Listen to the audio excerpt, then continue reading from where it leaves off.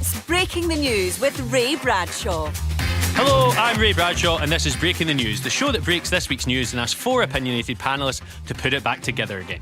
Joining me this week is comedian Neil Delamere, and with him is broadcaster and journalist Ayesha Hazarika, and facing off against them is comedian Olga Koch, and joining her is stand-up Connor Burns. Yes, I'm Ray Bradshaw, and if you're wondering what happened to Des Clark, I'm sure you'll hear all about it in his upcoming interview with Laura Kuenssberg. In the news this week, a study has found out that some brands of printer ink are more expensive than champagne. That's going to make for a fun Hogmanay. 3, 2, what? Oh, it's out of paper. A Roman Catholic cardinal who was once a close ally of Pope Francis has gone on trial in the Vatican accused of misusing church funds in a ruinous London property venture. Suffice to say, his PayPal account has now been suspended. And some of the stained glass windows in Canterbury Cathedral are now thought to be amongst the oldest in the world after a historian noticed what was thought to be a nativity scene actually depicted the birth of Rod Stewart. You've met the panel, let's crack on with round one.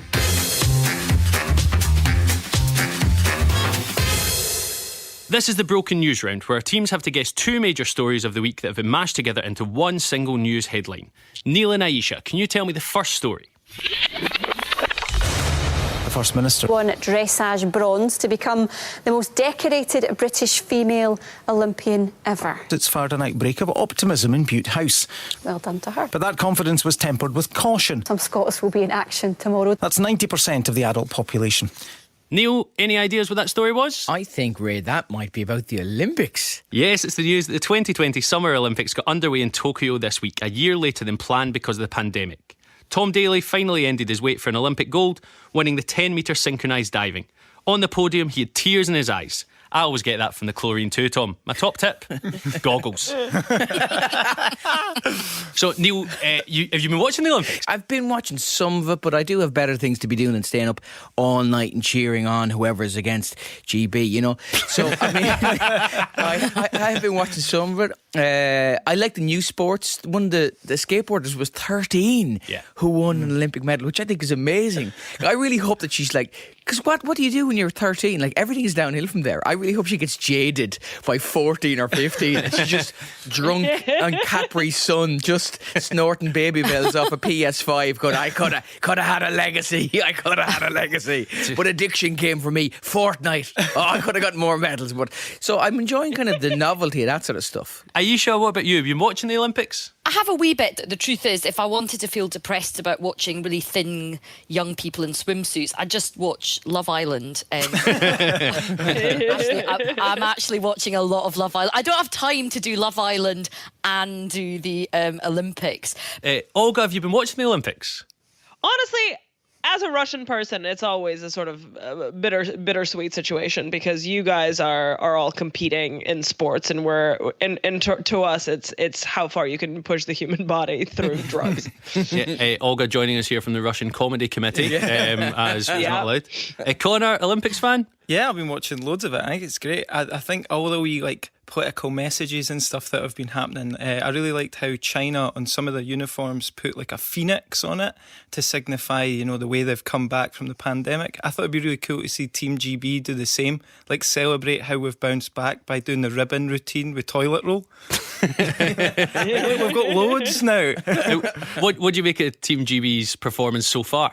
I think it's been really good. It was nice to see, as you said earlier, like Tom Daley. I saw him, he was getting interviewed after it, and he says that winning gold is the biggest career achievement he's had since it took him 6 weeks to teach Gemma Collins how to do a dive on Splash. Ayesha, do you think Team GB is doing well so far? Yeah, they're doing really well. I think they've had one of the best starts in modern times. And this woman, Charlotte Dujardin, has become the most decorated female Olympian in all time. And she does dressage. She does that horse dancing thing. And I think the fact that her name is really posh, really helps. Like Charlotte Dujardin.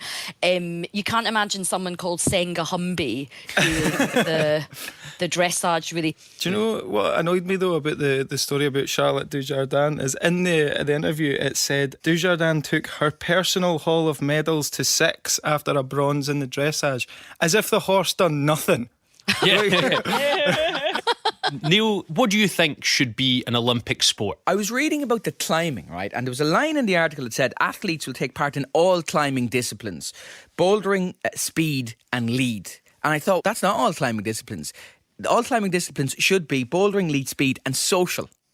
So I think I would watch social climbing as an Olympic sport. If we just had Karen is the favourite for this event, very, very strong position, already named her first child Sebastian, even though he's clearly more of a Mikey.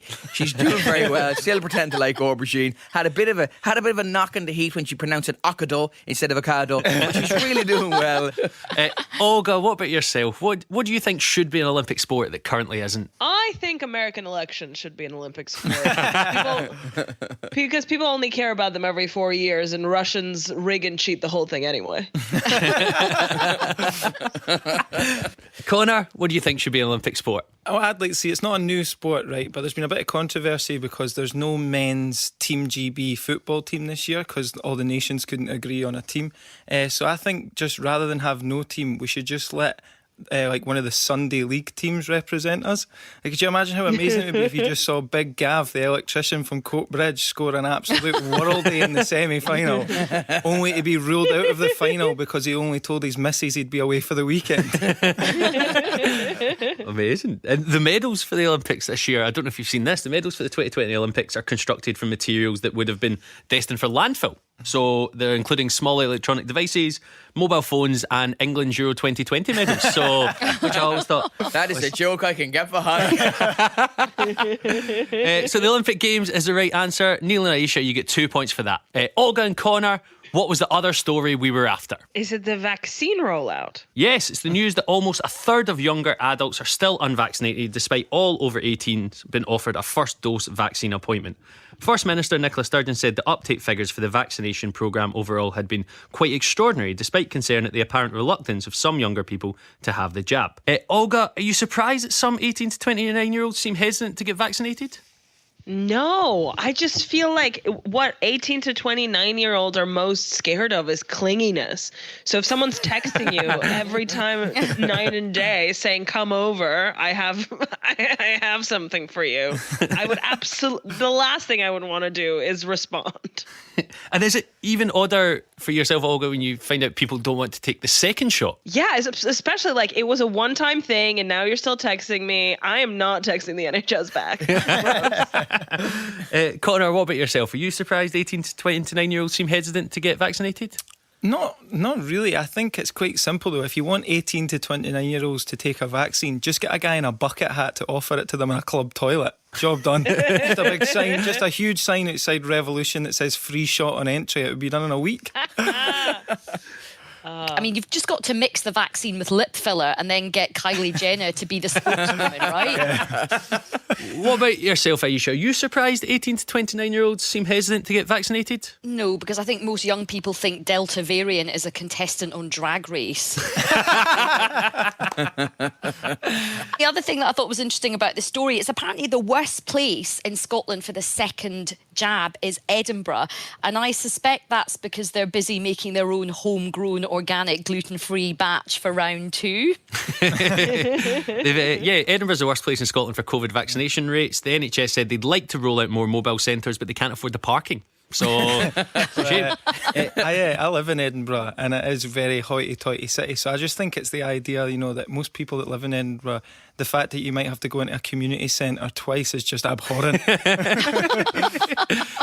Neil, what about yourself? Are you surprised that some 18 to 29-year-olds seem reluctant to get vaccinated? It's the second jab thing. Like, you've gone to get your first jab. So I think they're probably, like the rest of us, they're frustrated that the bloody variants keep happening over and over and over again. This would only be fair if we evolved at the same rate as COVID. That would be a fair fight between us and COVID. I just want to hear someone go, do you see there's a new Lambda variant now? And somebody else go, yeah. Do you hear Seamus Murphy has 4 lungs? Just walk up. He's got 4 lungs. He's got 2 at the front, 2 at the back. They're detachable. If he gets COVID in them, he just changes them out like a Hoover bag. His wife has gills. Yeah. You can't get COVID. Just breathes water. On a plane, if in the event of an emergency exit, a lovely bottle of Highland Spring falls from the panel above her head. Her son has a 12-inch tongue. 12-inch tongue. He just wraps it up over, uses it as a mask. I just want us to evolve at the same rate as COVID. And how far do you think we are from evolving like that? I've been walking around Glasgow. And I've just come from Dublin, so we're a long way off. Olga, what would you do to incentivise people to get vaccinated? I mean, I'm double vax, so I don't know, and I'm just here to say, don't be scared. What's the worst thing that can happen? I feel very safe. I feel better. The only thing is, I feel compelled to use Microsoft Office 24 hours a day. The vaccine passport is very interesting because if you essentially go, you have to be doubly vaccinated to get into pubs and to nightclubs and all the rest. People will follow at that point, you know. Yeah. I wasn't sure about that at the start. My plan, I kept writing to the NHS and the HSE in Ireland, and they ignored my plan, which was when you got a smallpox vaccine years ago, there was a very distinguishable, if that's a word, scar. So I thought we should just brand people. This is my plan. Just get a load of students because they'll volunteer for stuff if you give them a few quid. Bring them in and go. Listen, you're gonna get a little. Just sit down there and you're going to feel a little prick and smell of burning flesh. And then, like, where's our cowboy? Don't mind him. Don't mind him. Why are we in a mart? Don't mind him. It's fine. And just see if that would work. But I haven't gotten the letter back. So yeah, I'm up for it. Let's do it. So well done, Olga and Connor. You get 2 points for that. It was the mashup of the Olympic Games in Tokyo and the vaccine rollout in Scotland. And at the end of the round, the teams are all square. So much of our news is about public opinion, and this week we spoke to legendary broadcaster Kirsty Wark and actor, writer and star of Scot Squad Manjot Samal.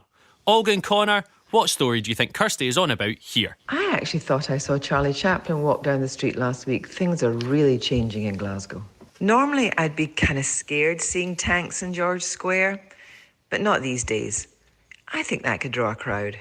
Connor, what do you think Kirsty was talking about there? Could that be that Glasgow appears to be the new Metropolis film location? Yeah, it's the news that Glasgow is once again at the heart of Hollywood with The Flash filming in the city centre. Earlier this month, the city was transformed into 1960s New York with the filming of Indiana Jones. I thought it was really funny how Glaswegians have been like bragging about the fact that Indiana Jones is getting filmed here. Like, why would you brag about the fact that it was so easy to make your city look like it was the 1960s? To be fair though, my dad's Glaswegian and he grew up here in the 60s and he's loved seeing it like that because it means, like, at least for a few blocks, his opinions about women are valid again. Well, they're filming a few different things here, and they're saying that Glasgow does have a lot of similarities with Gotham, as it's also the kind of place where you might get murdered if you went to the opera. So they're kind of trying to balance it up. Olga, what do you think about Glasgow that's made it so film friendly? Well, Gotham specifically has to take place in this sort of dark and like depressing version of New York. So they did actually have to use CGI to make Glasgow a little more sunny. And Olga, do you think Scotland can really compare with Hollywood? Personally, I would choose Buckfast over a wheatgrass smoothie any day. So for me, Scotland is better. I mean, I would vote for you already. It's amazing. She's already ensured that your vote has been counted. Don't worry. Neil, what do you think? Like, obviously, visitor to Glasgow. Yep. What do you think about it, the city that does make it so film friendly? I think Glasgow is full of people who are just automatic set dressers anyway. This is the only place I've ever seen a permanent statue, the Duke of Wellington statue, and people go, that needs something different. It needs something to zhuzh it up a little bit. Traffic cone, Gary, traffic cone. Aisha, what do you think it is about the city that makes it so film friendly just now? Well, I think it's because a lot of naive film producers think that if they film in Glasgow, they qualify for the foreign language section of the Oscars. And I do love this story because I feel like it's great for Glasgow. And, you know, there's Batman, Indiana Jones, now there's The Flash. I mean, the last time there were so many blockbusters in Glasgow was in 2013 when people were still renting DVDs. And with Indiana Jones and now Batman spotted in Glasgow, it seems the local branch of Fathers for Justice is really taking off. Neil, what about yourself? What places in the UK do you think would make great filming locations? I think the Great British Sewing Bee, I think that should go out. I did actually been like in Newcastle, but with Geordies as the models. And we've made a lovely jacket for you, epaulettes and mandarin collars. Like, why would I wear a coat? I think that could work. The latest Indiana Jones movie will centre around the hunt for an old relic, which is the crew asking, Where's Harrison Ford gone now? Filmmakers flocking to Glasgow is the correct answer, and 2 points go to Olga and Connor. Neil and Aisha, what do you think Manjot is talking about here? Kind of interesting, but it depends on what is actually going to be sent there. But I mean, what are people actually going to use this for? I mean, where does the line get drawn? Can we take in old underwear, for example? Can we take in our old shoes, which are full of holes? So I think this is a shop based on a bit like the TV show The Repair Shop, and it's a wee shop where people can go in and get things fixed instead of throwing them away. Yeah, it's the news that a new enterprise has opened up in the south side of Glasgow that encourages people to bring household and personal items along for repair. This repair shop with a difference has the goal of tackling society's growing mountain of waste and protecting the environment by bringing an end to throwaway culture. Aisha, are you the type to make, do and mend? I'm absolutely useless at that, but I love the concept, right? I love the concept of fixing and reusing and recycling, which is also Jennifer Lopez's style to dating these days. Neil, are you the type to make, do and mend? Are you a handy person around the house? Not in any way, shape or form. I like the idea of recycling all these things. One, it's good for the environment. Two, it's the finest piece of radio I've ever heard. A couple of years ago, there was a very rancorous referendum and debate about abortion in Ireland, right? And in the middle of this, a guy on local radio did 27 minutes on old electrical appliances that were old but that still worked. So every single other radio station was like, you are a fascist, you are slamming down my rights, well, you're going to hell. And Joe's like, and how long have you had the fridge? That's very interesting, yeah. Does it make much of a noise? No, it's very quiet fridge, is it? It was absolutely fantastic. Connor, what about yourself? Not so much. My girlfriend got way into it during lockdown though. Like, she got mad into sewing and she wanted to like buy all her clothes from charity shop and like do all her own alterations, you know, to save waste and stuff. So we got the sewing machine out of the attic. Turns out that was broken, so we ordered a new one on Amazon. Drove down to the beach and just hoyed the old one at a dolphin. Just doing our bit. Olga, are you the type to make, do and mend? Are you a handy person? The only thing I mend are broken men. Just yes. Oh, skateboarding. That has so much potential. Maybe you'll go to the Olympics one day. That's my vibe. What do you think is the most ambitious repair job you've ever taken on? Does rehabbing a dog count? Yes. Okay, we fostered this dog. She has 3 legs. She only has 3 legs. She's lovely. Everybody loves her. I'm trying to get her back to full health, obviously. It's her front right leg. My brother went, oh, it's such a shame the vet didn't take off her back leg rather than her front leg. And I was like, they take off the damaged leg. It's not a random, like, she didn't steal something in Saudi Arabia. It was the injured leg. The vet's diagnosis didn't start with eeny, meeny, miny, mo. Aisha, what about yourself? What's the most ambitious repair job you've ever taken on? The Labour Party. That's more palliative care. Olga, what about you? What is the most ambitious repair job you've ever taken on? My relationship with my father. The other day I sent him a picture of myself in a newspaper and he just responded with a thumb up emoji. My dad used to throw away all my toy cars and spaceships as soon as they were broken until I explained to him that Lego's meant to come apart. So it was the enterprise trying to end throwaway culture is the right answer, and 2 points go to Neil and Aisha. You're tuned to Breaking the News on BBC Radio Scotland with me, Ray Bradshaw. This round is all about who's in the news. I'll play you a clip of a mystery person and all you have to do is tell me who it is. Neil and Aisha, you're first this time. Who is this? I am saying things out loud that used to be inside my head or that used to be a thought bubble above my head and now they're coming out. I think that is the queen of morning TV, Lorraine Kelly. Yes, it's Lorraine Kelly. Lorraine's in the news after new research found her to be the UK's most popular female presenter. Everyone just loves Lorraine Kelly. I love Lorraine Kelly. I think, like, part of it is, as well, is that she's kind of nice, but she does have an edge. Like, she really threw some shade on Jennifer Arcuri when she came on and she was being interviewed by Piers Morgan. So I think people just really love her. I think you know what is helpful is that she's a permanent in our lives. I think that is helpful. She looks the exact same she did 30 years ago, which is tough on Eamon Holmes because he looks like he's hanging on. He looks like the ghost of his own dad. So I think that's one thing. She's massively popular. I'll tell you how you know how popular she is. She won a tax case and she's still popular. Do you know how popular you have to be? Jimmy Carr legally used a legal method to pay less tax than some people thought he should. We all went mad. Lorraine wins a case where a judge says she's playing a version of herself. And we all went, absolutely she is. Of course she is. You're not the same at the bank as you are at home in your pants. She's dead right. So she just has this uniform appeal. Olga, what do you think the secret of Lorraine's success is? She's like your best friend's sexy mom who is a bit like too touchy-feely, but you're okay with it. Yeah. Well, fair play. Connor, what do you think the secret of Lorraine's success is? Well, I think it's kind of obvious that she gets a lot of positive reinforcement on social media because, like, surely her entire listenership is mainly Scottish mums. And like Scottish mums only ever see the positive on social media. Like I could put a picture up of me drink driving, and my mum would be like, "Look at my handsome laddie. Give your dad a wee phone for the jail." Neil, what have you ever done to make yourself more likeable? Nothing, and I think that's a large part of my problem. Olga, I'll ask you this. What have you ever done to make yourself more likeable? I don't care about being likable while I'm still hot.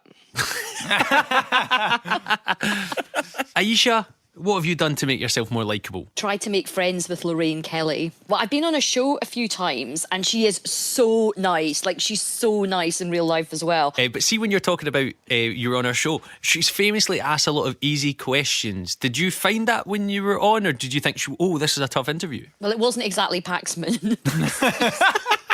But that's sometimes a brilliant way of getting people into trouble, because you go on to Paxman and you go, Paxman's going to hit me really hard and I'm going to have the walls up. Whereas sometimes Lorraine's like, la da da, how's it going? Do you like flowers? I like flowers. Here's a puppy. Why did you kill them all?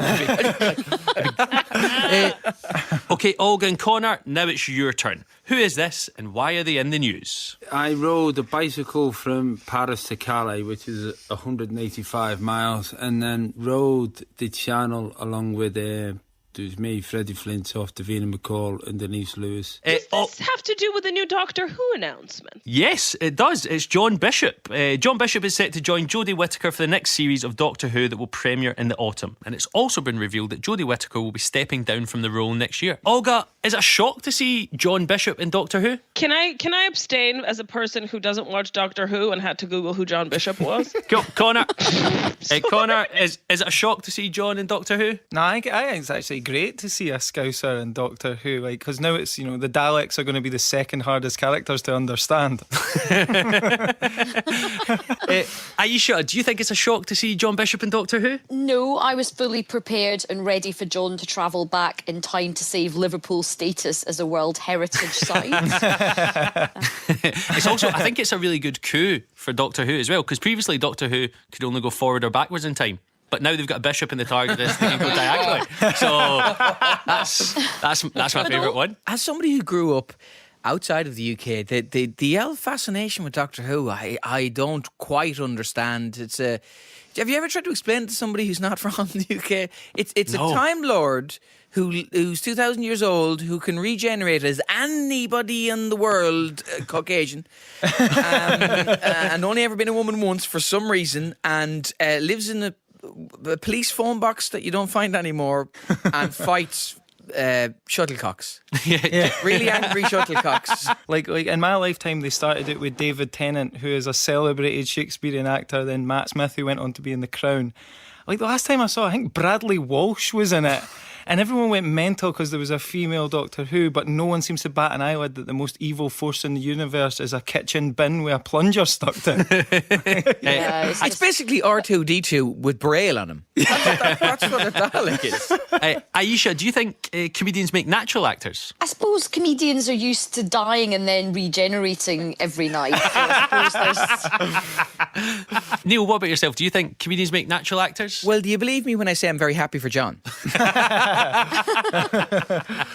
Have you acted in anything before? I have gone for a role in something called Pure Mule, which was written by a playwright from my hometown. It was 10 years ago. It was somebody my age from my tiny hometown. I was playing me, Ray. I didn't get it. Did you watch it to see who got it? Yeah, and he was much better at being me than me.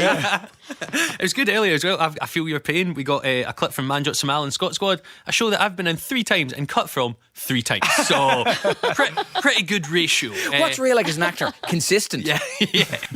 If you were to appear in Doctor Who, what character would you want to play? I'd like to be the plumber who has turned up to the TARDIS and then he steps inside and goes, "Listen, mate, I didn't quote for this. This is ridiculous." We can call the spin-off Dr. Lou, and we're gonna make millions. That is the plan. Aisha, if you were going to appear in Doctor Who, what character would you want to play? well, I'm brown, Indian and Muslim, so I've got to be the Doctor, right? I mean, that just makes sense. And also, I could write myself a prescription for HRT, which I really need right now. John Bishop is the right answer. 2 points go to Olga and Connor. Time now for our final quickfire round, which is all about deciphering the numbers in the news. I'll read out a headline and all the teams have to do is fill in the blanks. Get ready, teams. When we run out of time, you'll hear this. Not a sausage has passed your lips. Gary Robertson there selling his new diet regime. Let's go. A quarter of UK adults haven't done what for a year? Thought about Greta Thunberg. A quarter of UK adults haven't done what for a year? Is it post a graph on Facebook and then explain why the scientists have got it all wrong? A quarter of UK adults haven't done what for a year? Literally anything. It does feel like that, doesn't it? The correct answer is a quarter of UK adults haven't been hugged for a year. Not a sausage has passed your lips. That's the klaxon. Gary has Robertson. It's all over. And at the end of the quiz, our winners this week are Neil Delamere and Aisha Hazarika. Commiserations go to Olga Koch and Connor Burns. And we'll leave you with the breaking news just in. Jennifer Lopez has confirmed that her and Ben Affleck are back together. After nearly 2 decades, they're hoping to recapture their old romantic magic, although now, when Jenny sings "Don't Be Fooled by the Rocks That I Got," she's talking about her gallstones. Ronan Keating has accepted substantial damages from Newsgroup newspapers after they hacked his voicemails. If you're interested, his answer phone message goes, "Hi, it's Ronan. Leave a message when you hear the beep and stand up when you hear the key change." And the Edinburgh International Book Festival has revealed plans to stage a special event in prison when it returns next month. Although the last time they went to a prison with a Where's Wally book, a prisoner refused to read it, saying, "I'm no a grass." The news is broken. I've been Ray Bradshaw. Goodbye.